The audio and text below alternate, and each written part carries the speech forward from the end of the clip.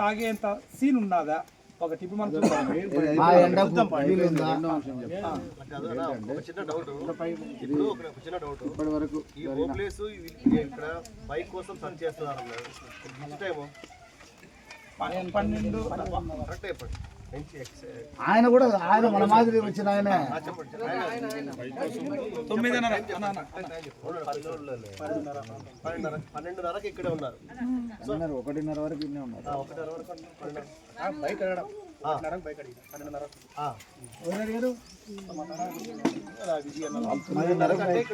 ఇక్కడే ఉన్నారు. సో ఇక్కడ నుంచి అక్కడికి నడుచుకుంటూ ఇక్కడే ఉన్నారు. 1:30 సార్. ఎగ్జాక్ట్లీ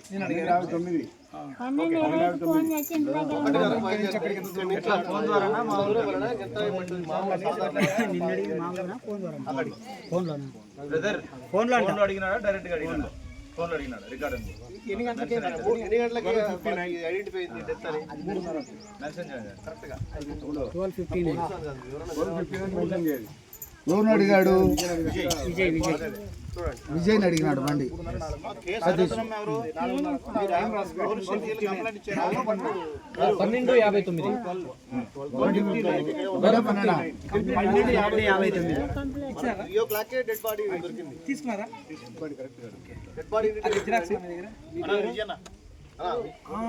డెడ్ బాడీ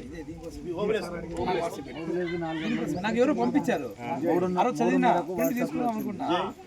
అన్న కూడా చెప్పారు 1:30 వరకు ఇక్కడే ఉన్నారు. ఈ మధ్యలోనే చనిపోయి డెడ్ బాడీ దొరకడం డెడ్ బాడీ ఇప్పుడు డెడ్ బాడీ రావాలా? మొదటి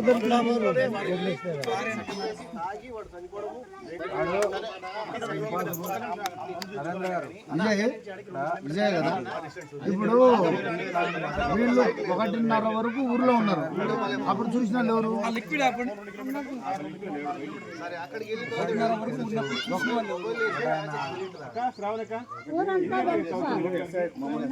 ఉన్నాడని తెలుసు. 1:30 నుంచి బైక్ దొరకల. 1:30 కాదు, ఆ రోజు ఉదయం 11:10 నుంచి కూడా అడుగుతానే ఉంటారు. బైక్ దొరకల. 1:30 కూడా దొరకల. అన్న బైక్ మంది అట్టు వచ్చింది. 3 కిలోమీటర్లు ఎట పోయి వచ్చినారు. ఇక్కడ ఒక లేటెస్ట్ అప్డేట్ ఉంటుంది. 4వ తారీఖున ఓబులేసు సంబంధించిన చెల్లెలు ఫంక్షన్ ఇంట్లో ఉన్నది. ఆ రోజంతా అబ్బాయి ఫంక్షన్ ఏర్పాట్లో ఉంటున్నాడు. ఓబులేసు ఇంటికి సంబంధించిన ఇక్కడ నుంచి 10 కిలోమీటర్ 12 కిలోమీటర్ డిస్టెన్స్.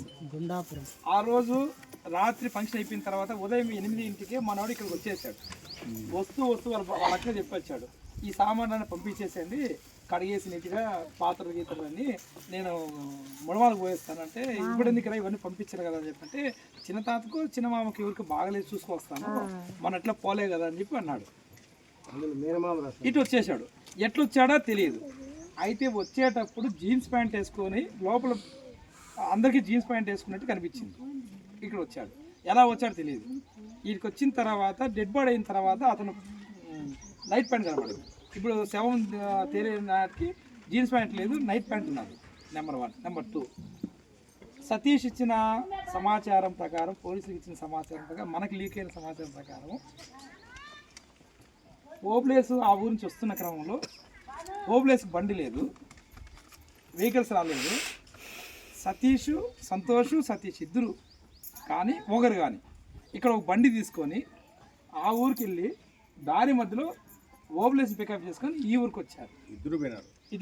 సంతోష్ చెప్పేది ఎస్ఐ ఏం చెప్తున్నాను, మేమిద్దరము బండి వేసుకుని పోయినాం.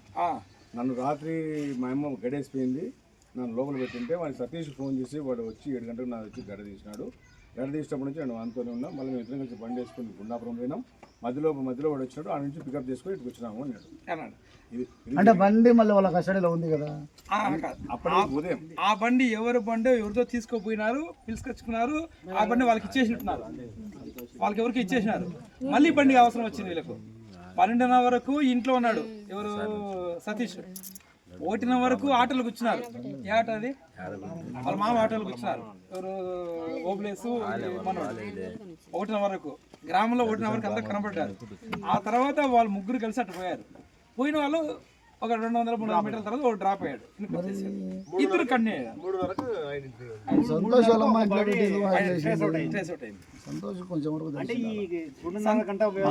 అనుమానం పెరగడానికి కూడా కారణం ఏంటంటే ఇప్పటికి ఫస్ట్ మన ఎంఈఎఫ్ బృందం వచ్చింది ఇక్కడ, ఎంఆర్పిఎస్ ఎంఈఎఫ్ బృందం 8వ తారీఖున. 9వ తారీఖున నేను వచ్చా, నేను ఒక 100 మంది వచ్చా అన్న పంపిస్తే, అప్పుడు రాలా, వాళ్ళు వచ్చినప్పుడు రాలా. మళ్ళీ అన్న వచ్చాడు 17వ తారీఖున, కృష్ణ వచ్చాడు. అప్పుడు ఊరంతా మొత్తం ఒక 50-60 వెహికల్స్ వచ్చారు, ఒక 500-600 మంది వచ్చారు, మొత్తం అంతా తిరిగి వచ్చాడు కృష్ణ అంతా. అప్పుడు వాళ్ళు రాలా.